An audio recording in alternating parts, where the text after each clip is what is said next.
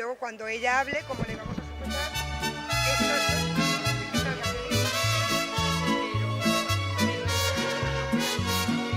no, tómatelo ahora si lo necesitas. No lo quieres comprar.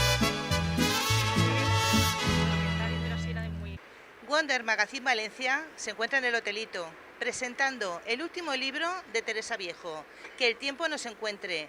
¿Nos acompañan? Como sin nada nos conocimos una mañana. Nos encontramos con Teresa Viejo en la presentación de su último libro, Que el tiempo nos encuentre. Muy buenos días, Teresa. ¿Qué tal? Es un placer, Belén. Feliz. La primera pregunta que te voy a hacer es muy simple, pero muy profunda. ¿El tiempo encuentra a las personas, a los personajes de tu novela? El tiempo encuentra siempre a todos. El tiempo ordena y desordena la vida. Y a veces cuando nos empeñamos en ir por un camino y vemos que no fluye, ¿no? Nuestra existencia por él, es porque el tiempo ha decidido que no es el camino correcto. Y cuando queremos estar con una persona pero vemos que hay muchas dificultades, es que el tiempo nos está diciendo que no es esa persona o que no es el momento. Le paso a Mariló que te... Bueno, acabamos el mes de marzo hablando con Teresa Viejo de su nueva novela. Teresa empieza en la radio, pasa a la televisión con Jesús Hermida y hace sus pasos en la prensa escrita con la revista Interview. De los ensayos sobre el trato de hombres y mujeres, el último en 2007 accede a la novela, con La memoria del agua, que fue adaptada a la televisión. En ella, un balneario del siglo XIX es el marco para dos historias separadas en el tiempo. Y ahora, en esta última, son las historias las que se entrelazan alrededor de un mismo eje. Yo, a medida que iba leyendo, me surgían muchas preguntas, ¿vale?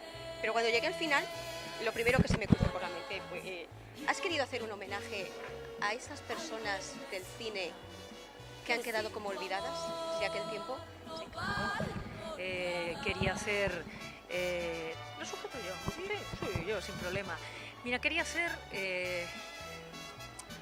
quería sacar del olvido y pasarlo a un plano del recuerdo necesario a españoles muy ilustres, muy talentosos, que dejaron todo eso en un país que lo capitalizó muy bien, que fue México. Eso sin duda. Pero también quería, de alguna manera, a ver cómo lo diría, digamos que subrayar las existencias singulares de personas que viven vidas excepcionales pero que no llegan a nadie. Y son personas sencillas, ¿no? Son personas que han vivido un hecho traumático, o han tenido que huir, o han tenido que dejar atrás su casa, y sin embargo son capaces de reinventarse. Para mí era muy importante, ¿no? Porque a veces, cuando en el día a día nos encontramos con, pues con una situación y con escenarios un tanto convulsos como estos que vivimos, y pensamos: se nos ha ido el tren de la vida, se nos ha ido el tren del trabajo. No, porque nuestros abuelos ya vivieron otras oportunidades y otras circunstancias, y al final de todo las piezas van encajando. Todo se repite, todo se repite. Bueno, yo la narración veo que no tiene una estructura lineal, pero tampoco la tiene cíclica. Tiene un vaivén, tiene una retrospectiva del presente al pasado, que es lo que nos mantiene alerta en la novela. ¿Crees que es necesario que los recuerdos no se pierdan? ¿Que no tengamos que huir de ellos? A mí me obsesiona saber qué hacemos con los recuerdos los seres humanos. Es decir, me obsesiona la idea de borrar algo cuando es muy, muy negativo. Me obsesiona el hecho de que hay personas que están siempre recordando aspectos de su vida y otras que sin embargo son muy desmemoriadas. ¿Cuál es el mecanismo del olvido y del recuerdo, ¿no? Además, Claro, pero es que también nos sirve para conocernos, sin duda. Y luego, por otra parte, dentro de ese recuerdo hay cosas que le pertenecen a uno y otras cosas que no, que pertenecen a los demás. Y ya hablo de secretos, ¿no? Uno tiene una serie de recuerdos muy, muy personales y dicen: bueno, vale, esto no se lo cuento a nadie porque es mi vida, pero cuando afecta a otras vidas, ¿qué es lo que haces con ellos? Somos lo que somos por la urdimbre también de nuestros recuerdos. Y una sociedad desmemoriada es una sociedad también desagradecida. sí, eso está claro. Además, hoy en día se ve mucho. La gente que no se acuerda de lo que han pasado sus padres o sus abuelos, ahora viven felices. Y yo, por ejemplo, que trabajo en educación, yo lo veo con los niños. con sus padres. Hay padres que no se dan cuenta de lo que han pasado los suyos y en los niños no se comportan como deberían comportarse y ahí tienen un grave error. Mira, las generaciones de atrás tienen un patrimonio que es el oral, quiero decir que son sus recuerdos y la transmisión es la oral. En cambio, si los borramos, esos niños quedan cojos. Es fundamental. Yo creo que aquel proceso de educación que tuvimos nosotros, que era sentarnos con nuestros abuelos y que ellos nos contaran las batallitas, que es parte de nuestra socialización, no se puede hurtar a los más pequeños. No, eso está claro. La novela toca muchos temas, sobre todo el amor, pero cobran de interés dos intrigas, un asesinato y el espionaje. Llevar a cabo tanta trama, tan distintas, ¿qué ha supuesto para ti? Una gran dificultad es una novela, yo recuerdo que alguien me dijo en la primera algo de la arquitectura de la novela, ¿no? Y yo dije, ¿qué es la arquitectura de la novela? No sé, y me dijeron, no sé, esto es una cosa, pues lo saben, supongo que los filólogos, pero claro, una periodista metida a novelista, pues tiene que ir aprendiendo poco a poco. Bueno, pues en la segunda ya sé qué es la arquitectura de la novela. ¿Por qué? Porque he hecho mi particular arquitectura con un andamiaje muy complejo. La novela es la propia vida. Y la propia vida en unos años donde todo pasaba y en un corto periodo de tiempo. Segunda Guerra Mundial. Intrigas internacionales, un país que empieza siendo neutral pero deja de serlo, el mundo del cine como la gran industria, o como una de las grandes industrias mexicanas porque la hollywoodiense se para, país que recibe exiliados y gente que huye, existencias particulares con grandes traumas, amor y más amor y muchísimo más amor, traiciones, un instante donde la vida vale poco. Dices, bueno, asesinatos siempre ha habido, los ocultas, etcétera, pero en aquel momento qué poco valía una vida humana. Por tanto, todo eso lo pergeñas con una serie de tramas que, bueno, tienen que ir muy bien entrelazadas, porque si no, el lector diría, ¿y esto a qué viene ahora? Entonces, cada una te lleva de un sitio a otra. Sí, eso yo... ¿Qué es lo que más te ha costado y lo que menos, lo que te ha fluido? Lo que más me ha costado ha sido explicar cómo son los personajes y de dónde vienen. ¿Por qué? Porque el origen, y esto ya es un poco cocina de la novela, el origen era una primera parte muy larga en España y luego una segunda parte en México, pero no quise hacer eso al final, de manera que para explicar quién es Aurora, que es la protagonista, para explicar qué relación tiene con la familia, para explicar qué trauma tiene, para explicar quién es Edwina, su gran amiga, y por qué llega a México, tengo que utilizar un mecanismo que es muy literario, pero que tenía que utilizarlo en una medida justa, que es el flashback. Eso, claro, a mí se me ocurrió hacerlo, como dice Mariló, en forma de recuerdos. ¿Cómo recordamos todos? No recordamos como una película. No, recordamos... Ese momento. Claro. O algún olor, una Claro. escena... Claro, o sea, cuando recordamos algo es una fotografía. Pensamos en nosotras de pequeñas en el cole y nos vemos con el uniforme, con una amiga en el patio, ¡pum!, una foto. Eso es lo que yo he hecho. Aurora recuerda y hay una fotografía de ese recuerdo. Y cuento el significado de ese momento, no más. Por tanto, el lector tiene que ir componiendo según va leyendo. Eso para mí, tenía dificultad porque, bueno, tenía que medirlo todo muy bien, pero me parece que el lector lo agradece luego. Se agradece muchísimo porque, bueno, te va enganchando. Además es que es una forma en la que vas cogiendo y cuando llegas al final de un capítulo dices, no, por favor, el siguiente. Lo he hecho el siguiente. Lo he hecho, esto es como de laboratorio. Yo he sido muy capciosa porque he jugado mucho con el lector en esta novela. En la primera no tanto. En esta soy consciente de jugar y de ser un poco perversa. O sea, yo me he buscado al final de cada capítulo algo para que el lector no pudiera cerrar el libro. O sea, soy consciente. Tenía que encontrarlo. Decía, ¿dónde está mi piedrecita de pulgarcito? Toma, te la voy a poner aquí. ¿Crees que ya lo has resuelto? Pues no lo has resuelto. Te van saliendo preguntas que dices, ostras, ¿y esto ahora cuándo me lo vas a resolver? Yo iba mirando para atrás diciendo, a ver, ¿en qué parte me aparece lo que me falta aquí? Claro, eso. Me he divertido mucho haciéndolo, pero es que creo que es parte de la lectura, o sea, es el estímulo del lector. El lector tiene que estar, tiene que sumergirse. De todos los libros que has escrito, ¿es el que más te lo has pasado bien? Sí, sí, y sobre todo es en el que he viajado. O sea, yo me he sentido en aquel México de los años 40 durante una buena parte de la escritura. O sea, yo hablaba mexicano.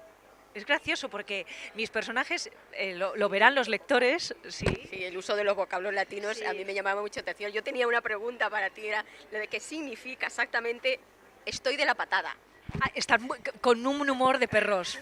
Estar como, estoy de la patada, es como, sí. Yo, la verdad es que en un primer momento pretendía hacer como un listado con las transcripciones o con el significado en castellano. No creo que haga falta, ¿eh? Me dijeron que no. No, para mí no hace falta. Yo a medida que iba leyendo, a ver, muchos vocablos los conoces, por ejemplo, chingada, güera y cosas por el estilo, te suenan y tal.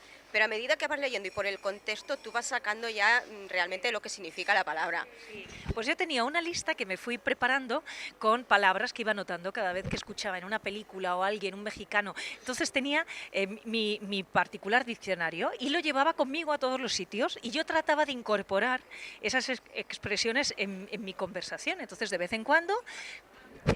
Ahora que lo nombras, ¿qué película has visto mexicana que has sacado? ¿Qué película? He visto muchísimas porque México tiene, claro, es una época tan prolífera, que tiene tanta ¿Pero hay producción. alguna que te hayas centrado? Pues sí, hay muchas. La otra es una película magistral, pero que recomiendo a todo el mundo.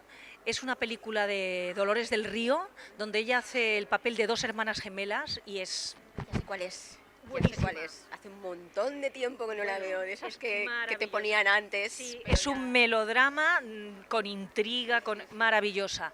Hay otra película que yo aludo a ella, que me parece que es el arranque de esta época dorada del cine mexicano, que se llama La mujer del puerto, con una actriz llamada Andrea de Palma, que se marchó a Hollywood a trabajar y Andrea hacía de doble de luces de Marlene Dietrich, porque era igual que Marlene. Igual.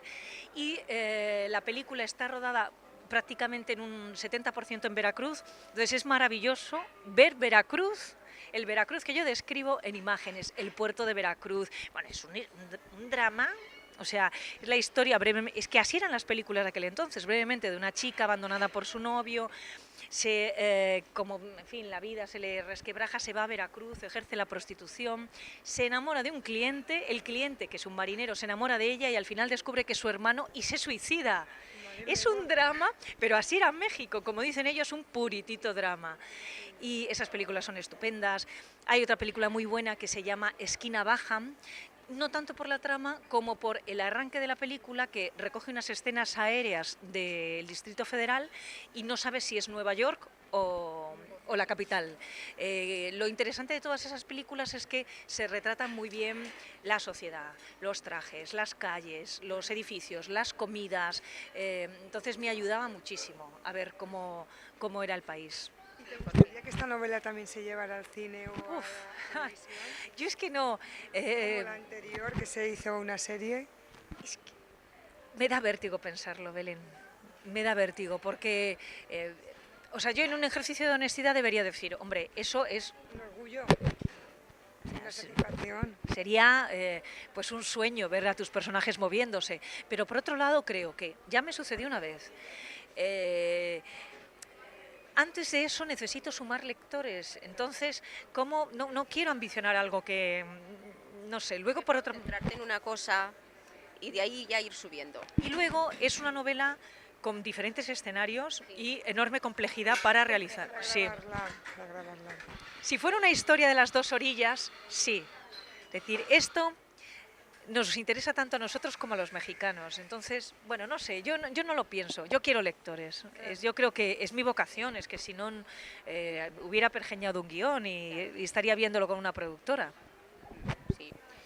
En la novela se entrevé la historia de españoles exiliados, de los diversos caminos de la fortuna y de cómo muchos de aquellos inmigrantes fueron incapaces de volver a su país de origen.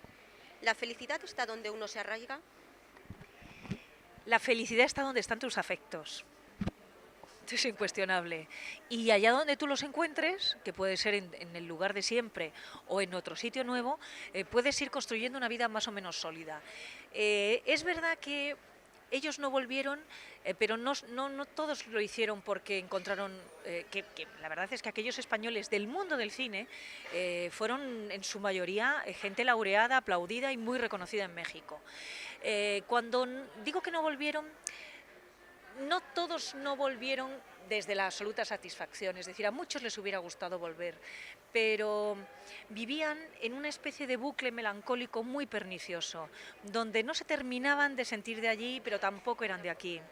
Y ese vaivén que hace que una parte de tu vida esté congelada en el tiempo, en el año 1940, 1941, no era muy saludable, no lo era, ellos lo reconocen.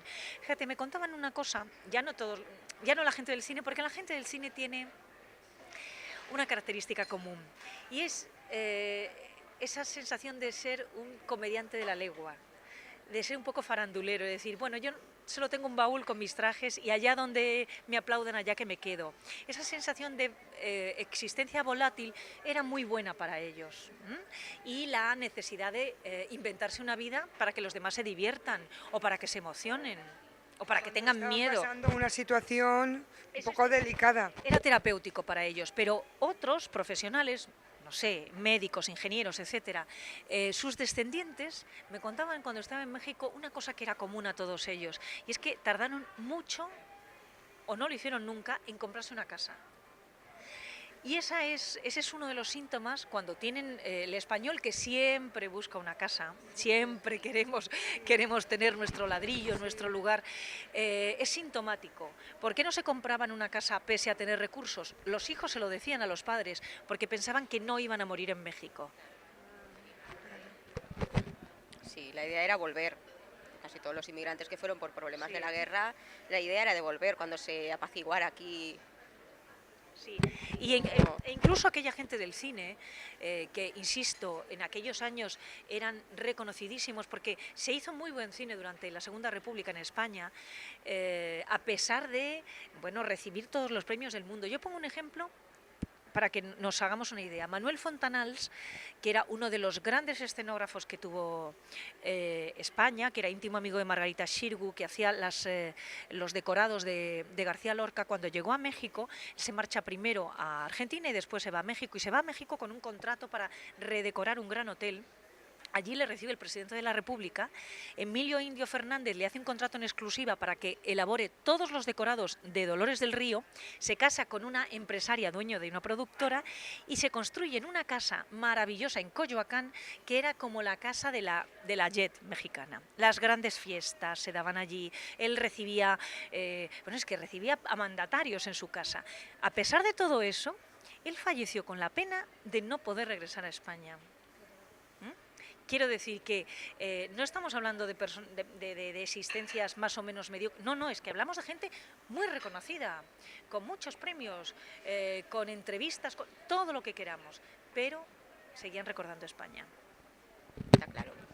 ¿Y la historia familiar de Aurora te fue surgiendo sin más o la tomaste de alguna de tantas que escuchaste por allí? No, la tuve clara desde el principio. Yo sabía lo que quería, o sea, quería una cría con un enorme trauma. Me interesa mucho, me interesan dos cosas. Por un lado, los secretos, que eso es común a cualquier, es decir, a todos los que estamos aquí. Hemos tenido algún secreto en nuestra vida. Los niños, los peques tienen secretos, tienen los mayores cuando están a punto de irse de esta vida y dicen, me voy a ir y no desvelé este secreto. Y me interesa esa figura que los psicólogos explican ahora cada vez más, que se llama resiliencia, que es ver cómo uno supera una gran situación traumática, ¿no? Y que, como quería reflexionar sobre ello, dije, pues tengo que inventarme una cría que tiene un gran trauma en la infancia y que a pesar de ello, bueno, pues evoluciona. Y necesitaba además... Evoluciona más que su hermano. Sí.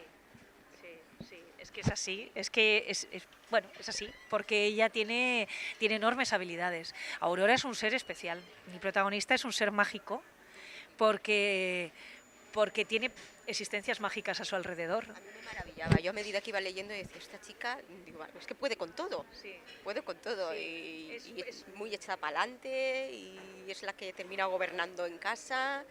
Y, vamos, yo la veía, digo, esta es mi heroína, vamos, de verdad. Sí lo es un personaje es un personaje que va creciendo a lo largo de la novela y yo quería que el lector lo viera que esa niña fragmentada podía haber sido, pues eso, una mujer amargada toda su vida y sin embargo, no, es una superación.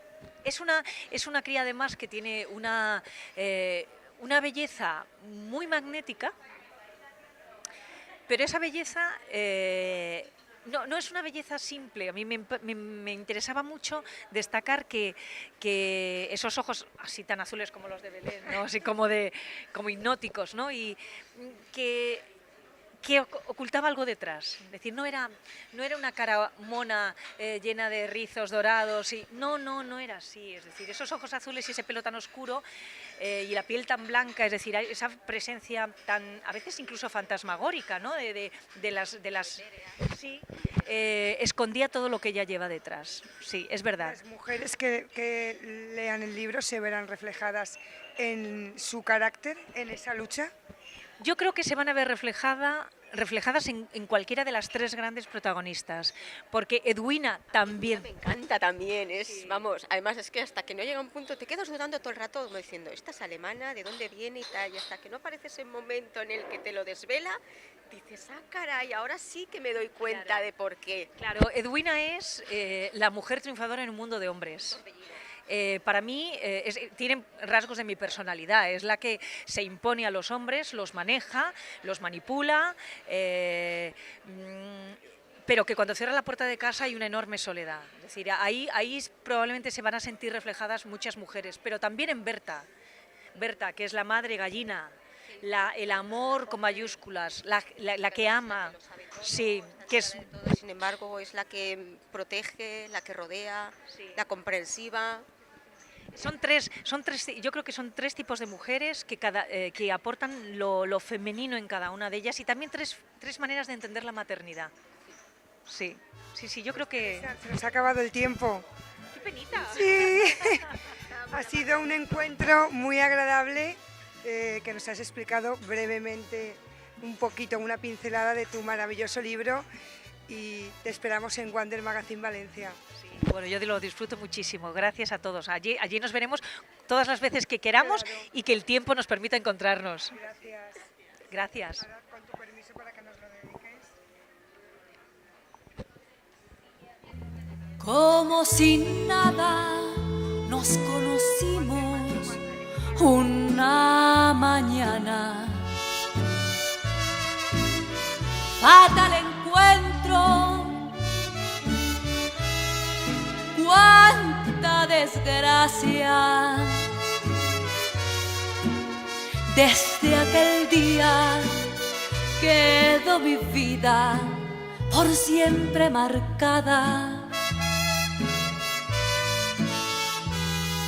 Como sin nada me entregué toda en cuerpo y alma.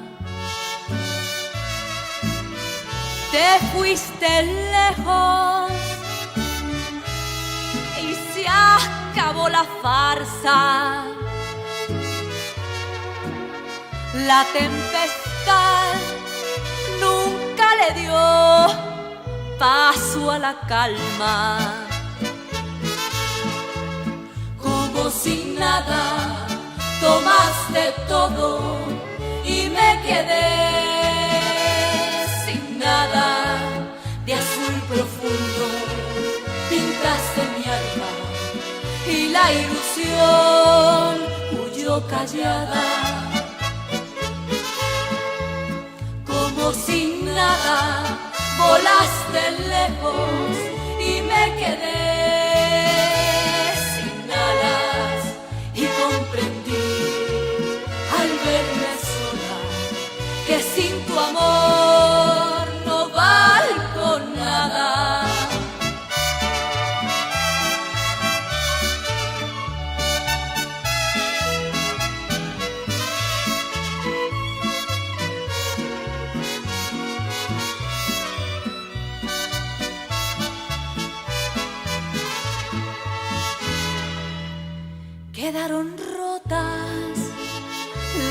esperanzas, citas, promesas, falsas palabras. Un dolor seco viene y me abraza y el tiempo pasa. Qué horas tan largas. Tantos recuerdos, tanta nostalgia, qué inmenso vacío recubre mi alma. Yo que me la jugué toda y con ganas, y en la primera vuelta me quedé sin nada. Como sin nada, tomaste todo y me quedé sin nada. De azul profundo pintaste mi alma y la ilusión huyó callada. Como sin nada, volaste lejos y me quedé sin alas. Y comprendí al verme sola que sin tu amor no valgo nada. Como sin nada, tomaste todo y me quedé sin nada. De azul profundo pintaste mi alma y la ilusión huyó callada. Como sin nada, volaste lejos y me quedé sin alas. Y comprendí al ver